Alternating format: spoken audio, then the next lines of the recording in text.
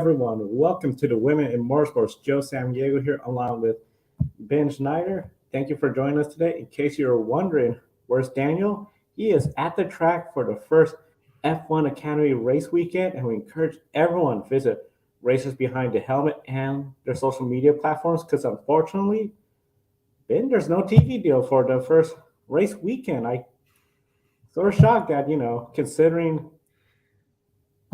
no TV. It's like, yeah, it's wild, Joe. You would think that for a brand new series and coming up on the first race weekend here, that an entity like Formula One and the FIA would be able to do everything in their power to find some sort of way to at least stream this or broadcast this somewhere, let alone getting it on television. But I imagine it's got to be very frustrating for everybody involved.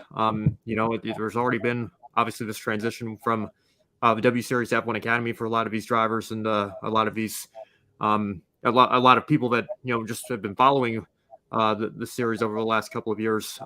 Now with W Series future still very much up in the air, it looks like certainly not going to happen in 2023. We'll see if anything happens beyond that. But it's mind-boggling to me that Formula One would promote this as a brand new series and a brand new thing designed to help provide a pathway for young women in racing trying to make their way through the ladder, and to not have any television coverage anywhere. It's just unbelievable.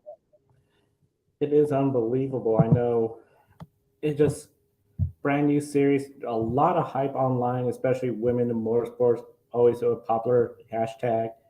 And we know F1, they have, F1 TV, the online stream where you can watch Formula 2, Formula 3.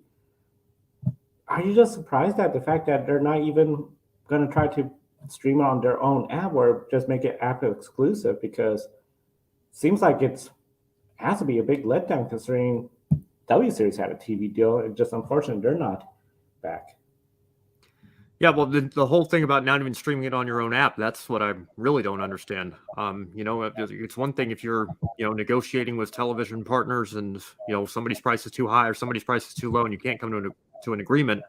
Obviously, that's not ideal, and I would hope that they'd be willing to negotiate a little bit considering it's a brand new series and, sometimes you don't really know what it's worth until you actually see the product out on track or whatever, but I don't know. I mean, it's like I said, very, very surprising to me that, you would promote this series and try to advertise it as, this great thing, this innovation that you're taking for diversity and women in racing, and then to, not even broadcast it is a real head scratcher.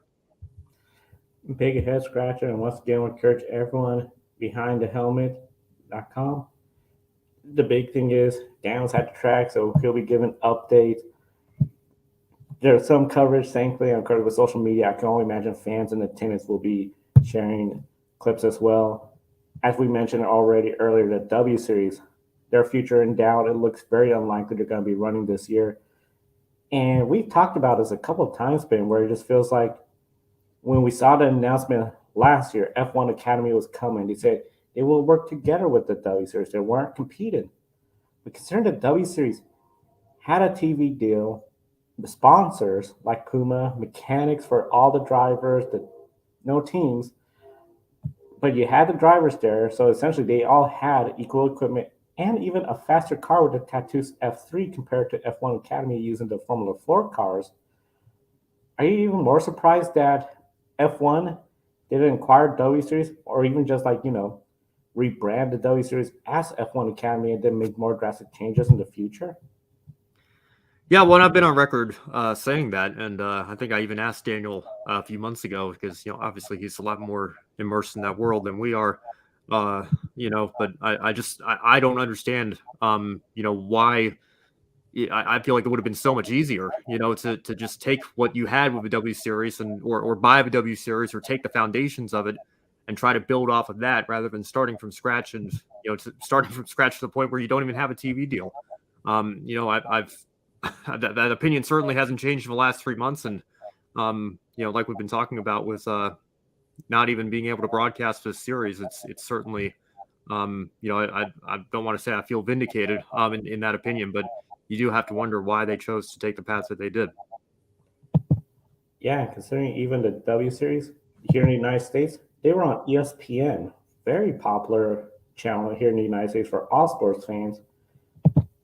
I really assumed that when they made this announcement that F1 Academy was coming, they were already going to have in place the broadcasting rights, the tracks, even the schedule. That was a bit surprise considering they're not racing at Baku where Formula One is, and we're calling this the F1 Academy. And it's like, well, you got some F1 tracks, thankfully, like the Red Bull Ring. We got Barcelona, but then we have Valencia, which is not currently on the F1 calendar, and a couple of others. It just really surprised me. And like you said, it would just seem more straightforward to just inherit what the W Series started. They could run it as one more year's W Series and rebrand, or just rebrand it more to drastic changes with the cars and the teams coming. It just seems really strange, and it just, like you said, almost feels like almost like a told you so moment where it's like, here we are, first race weekend, and no coverage. Of course, the big thing, a lot of sports we know, Ben, is you need a TV deal to get the audience to watch you. I could even think in the United States, that first introduction of the old XFL when NBC dropped them, they folded because like you need a TV deal the very first time. If F1 Academy does not get a TV deal by the second round, Valencia, Spain, how concerning would it be for the series' health, considering we're now going to miss two race weekends, which has three races each weekend? Well, it's concerning enough as it is. If you don't have one by the second round, I don't know if you're going to have one at all. And you bring up a good point as well, Joe. This isn't like it's not like the NFL has come into a stalemate with their TV partners, but everybody has their local teams that they follow already. So the league will be able to survive for at least a little bit. People can still go to games and stuff. This is a brand new series that not a lot of people know about, to be honest. This isn't the kind of thing that you're going to be pulling out your app on your phone to make sure you don't miss exclusive live updates. At least not any time in the near future. You need that TV deal to expand your audience and market yourself to a potential new audience. And if you don't have that, I don't see how this series is going to be able to even get off the ground, much less be the success that I'm sure people within the industry want it to be. So. Again, I feel like we're kind of talking in circles here a little bit, but it is really unbelievable that we're at this point and it's come to this where we're not going to have a way to stream it. No way to stream it. And one of the things I remember last year, being here in the Portland area, there's a sports bar dedicated to women's sports. And they were hoping, oh, we're going to introduce folks to W Series. Of course, the starting times in Europe for most of the rounds, well, didn't exactly work out with the early hours of 5, 6 a.m. for W Series. Now to see this, and it's like, well, we can't even show you the race.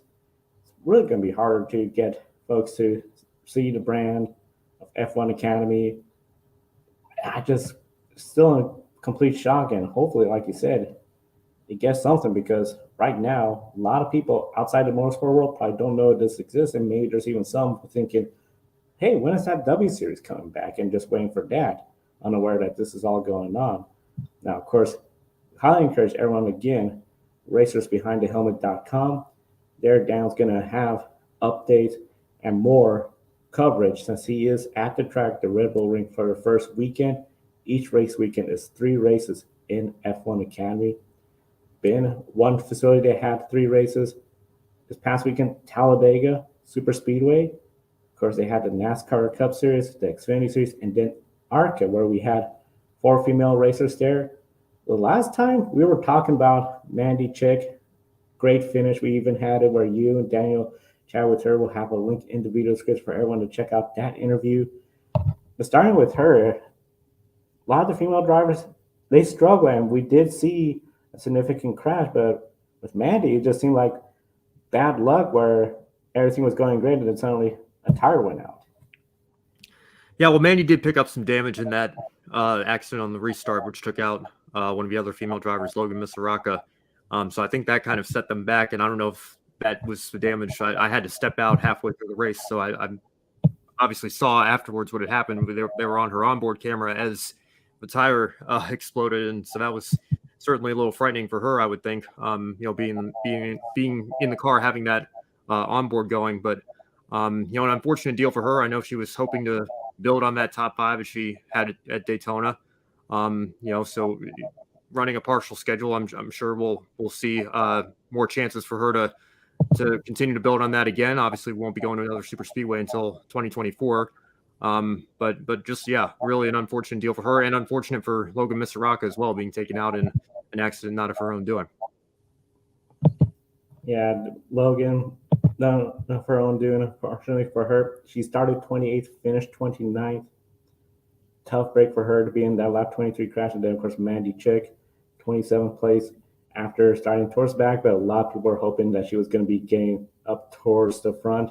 One driver that we saw towards the front in Daytona, Amber Balkan, but unfortunately for her, mechanical issues, done way too early, finished 31st position. So really tough break for Amber and Ben. I know she's one of the drivers too, not running full time, but had the great equipment. We've seen how sometimes the drivers, a strong run or even just a tough break like what happened to Amber, could sometimes get to where, okay, somebody's going to find another opportunity considering, how short of nature of the race, not competitive. Do you think by chance Amber could potentially find herself at a track that's not originally planned in her schedule?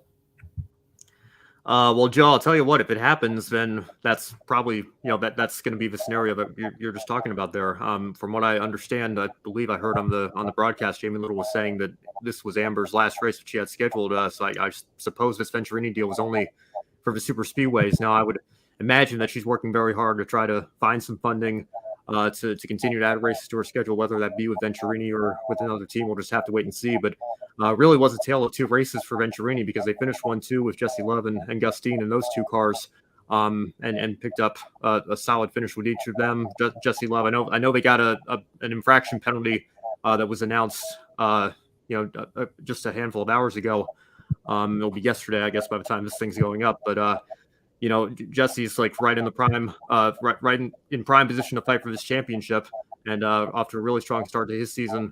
Whereas Amber obviously had the disappointment of running up front and then having the mechanical issue at Talladega, and for Tony Breidinger as well, not being able to stay in the lead pack and coming home with a 12th place finish. At least she did bring the car home in one piece and continue to gain some valuable experience. So the day wasn't a total loss for her, but I'm sure she would have preferred to be up there fighting in the top 5, maybe even for the win with her Venturini teammates. So rough deal for her, but an even rougher deal for Amber Balkan especially, and certainly hopeful that they can find some funding for her and we can see her back out on the track later this season. Yeah, hopefully something occurs. Tough break for her, and as you mentioned, of course, Venturini Motorsports 1-2. Tony Breidinger, she was in the race as well too. 12th place finish. Just seemed to have lost that draft towards the end. But the big thing I think a lot of folks are talking about, Ben, it came out yesterday with Tony Breidinger. Big announcement. She's going to be making her NASCAR Craftsman Truck Series debut on May 6th at Kansas Speedway. Now, of course, Kansas Speedway, this is the site where Hailie Deegan made her NASCAR Craftsman Truck Series debut. But here's where it gets even more interesting.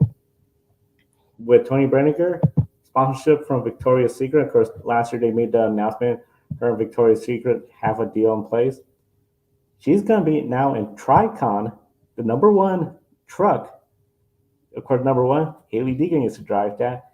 Then it was a Ford. Of course, when they switched to Toyota, Hailie Deegan went to Thor Motorsport, where she's now in the 13. So, Ben, did this news about Tony Breidinger going to the number 1 truck, making her Truck Series debut, surprise you? It does, Joe, to be honest. And I know we had this conversation last month after Phoenix. I think it's important for us to, remain objective and give a truthful analysis and tell it like it is. I don't know that Tony's ready for this. And I say that as somebody who hopes that she goes out and, does as well as she can and performs as well as can be reasonably expected. But, just when you take a look at her ARCA stats, 35 starts in the ARCA Menard series from 2018 to this present year, 2023, only 9 top 10 finishes and only 9 lead lap finishes. And that's the one that really stands out to me because, again, the majority of these starts have been with Venturini Motorsports, one of the top teams in ARCA. And to not even have a top 5 yet, I don't know that she's quite ready to make that jump. That jump, I think, is a lot bigger than casual fans might realize going from ARCA to trucks because you're competing against past champions. Matt Crafton, for example, you occasionally have,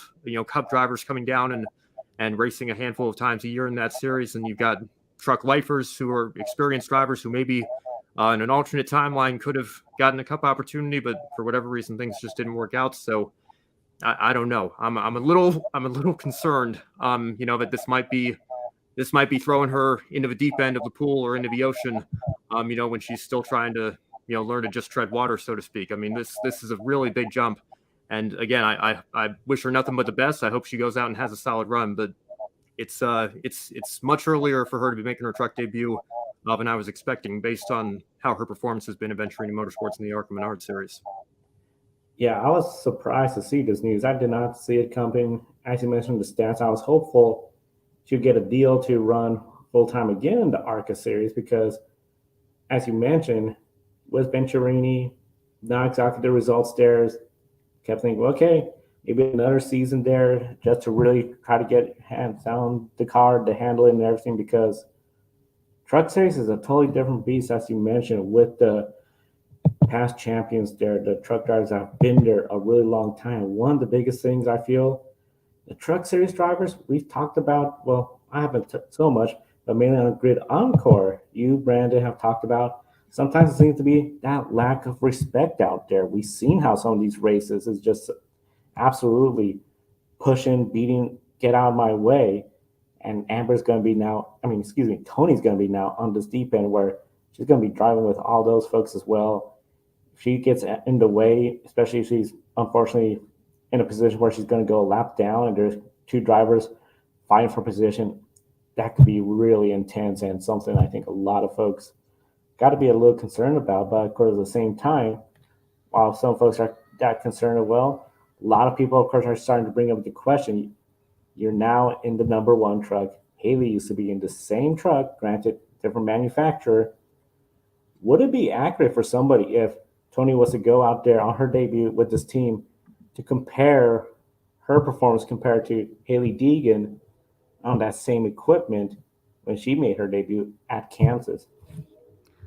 I think so. I don't see too many differences aside from obviously the name and the manufacturer in terms of how Tricon's been running relative to DGR. And of course, we've only had a handful of races under our belt here in 2023 with this new partnership. So maybe not quite fair to compare that to multiple seasons worth that they had with Ford in their recent history and that Haley Deegan had the last couple of years with that history. So I don't know if it's necessarily an apples to apples comparison, but it's close enough that I think, we can reasonably say, this is Haley's old ride. And, it might be a good baseline indicator of where Tony Breidinger is here as she prepares to make her truck series debut. Yeah, the one thing that for me stands out, the equipment, as you say, is the same, but definitely the experience where Haley, of course, driving, then it was the K&N series before ARCA, more time in ARCA, but of course she had Ford support, better equipment, better results. So it's going to be really interesting to see what happens. I think it's going to be very close because at the end, this is Kansas Speedway. It's a tricky track. Haley Deegan, of course, she's trying to put together some good, strong runs, potentially get into playoffs. Seems sometimes she's in a must-win situation, but if things go her way, she could potentially get in the top 10 points. But, of course, everyone's going to be comparing her, Tony, since they're going to both be on the track. Going to be very exciting, of course. Everyone wants to see more female racers. We love to see that as well, too. But many are going to assume, I think, Haley is the favorite to finish ahead. If there was a bracket challenge, I think Haley will be the one that will be easily advanced over Tony. Do you agree to that Haley does have that upper hand considering what started off as a shaky, rough start to the season? Now it's showing signs of progress, but this is a tough track after all.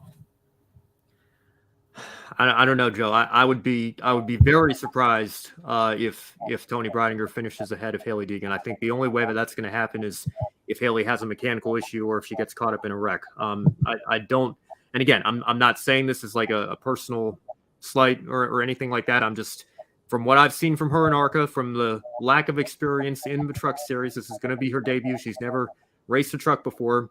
And you've got Hailie Deegan, who has almost 2.5 seasons under her belt at this point.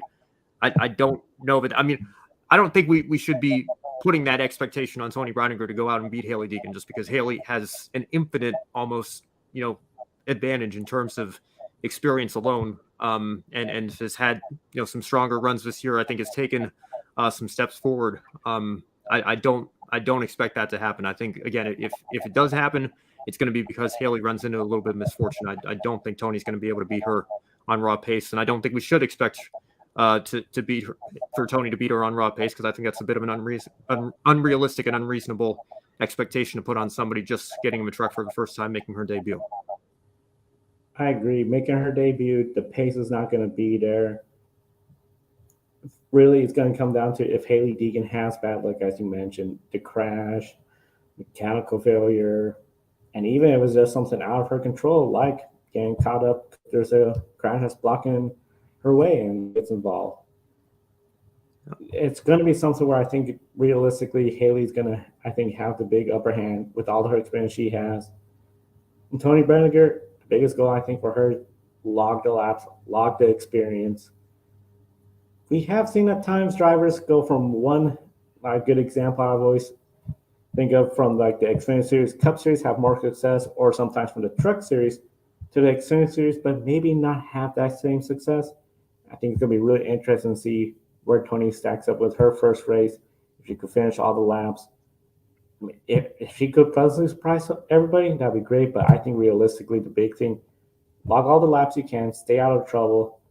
That's a good day, and see where everything comes ahead with that. That's what the goal needs to be, Joe. Just run as many laps as you can, try to get a lead lap finish if you can, and bring the truck home in one piece. If you can bring the truck home in one piece, stay out of trouble, I think that's going to be a moral victory for the team, and that should be a realistic goal that should be attainable. Exactly, as you said, moral victory for the team and for her on the Truck Series debut at Kansas Speedway. That is May 6th. Ben, we're just about out of time. We know we saw quite a lot of racing action and some news going on when it comes to, especially the Royal Female Racers and Motorsport. What is your one shining moment this past week? Well, the incident isn't a shining moment, but I do want to send my best wishes to Isabella Robusto, who was involved in a frightening crash at Hickory Motor Speedway not so long ago and was unfortunately diagnosed with a concussion earlier this week. And the shining moment is that she's taken the time off to make sure that she's going to have a full recovery and be able to resume once she's 100%, because I know a lot of times, especially back in the olden days, drivers would try to push through these things, particularly at Isabella's age, only being 18 years old. Sometimes if you're young, I think you think you can get back in the car, or you feel healthy enough and just want to get back as soon as possible. I appreciate that she's going to take the time to make sure that she recovers and will be 100% before she gets back in. And I think it's also a reminder that this is a dangerous sport, and I guess you can make this another part of a shining moment as well, that nobody was too seriously injured in the accident, because it was certainly a frightening deal for her. But thankfully, she's, relatively speaking, going to be okay, and I'm sure we'll see her back on the track soon. Yeah, great points, as you mentioned, especially now everyone taking concussions more seriously rather than in the past where we didn't know a whole lot about concussion or still racing injured. Definitely the smart call to do this for her, and wishing her a speedy recovery. My shining moment is sort of a little bit what we talked about in regards to Tony Breidinger. Happy that she got the sponsorship, getting a new company like Victoria's Secret involved in NASCAR more with her sponsorship there. Hopefully bring some more fans, viewers, more publicity to the Craftsman Truck Series.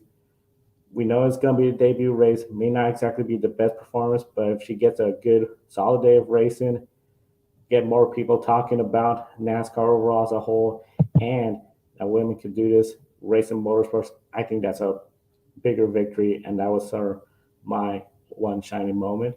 Before we go, of course, a big thank you to our Patreon subscribers. Calling the show, Mark, Robin, and David, for investing in the Grid Network each and every month. You too can invest in the Grid Network. Link in the video description where you pick a plan. Each month you invest in us, and we'll read your name on the air at the beginning or end of each program. And of course, you want to do a one-time contribution, buy me a coffee. You can buy multiple cups of coffee, as a couple of our fine folks have done so. And as soon as we find out you bought us coffee, we'll read your name on the air. And be sure to subscribe to us right here on YouTube. Hit the bell icon so you don't miss any of our programs. We've got a couple more subscribers this week. Very excited. Big thank you to you guys. And of course, help us get to the goal of 1,000 subscribers before the Indianapolis 500. So we got the month of May ahead. Ben, it's going to be a busy month of May. We got a lot of special programming. And of course, hopefully we get to that big goal as well. For Ben Schneider, I'm Joe Samaniego. Thank you for watching today's program. We'll see you next time and enjoy the races. Thank you for watching us right here on YouTube. Be sure to subscribe and check out some of our other videos, including Life on the Grid, where we interview folks from the motorsports industry. Thank you for watching. We'll see you next time.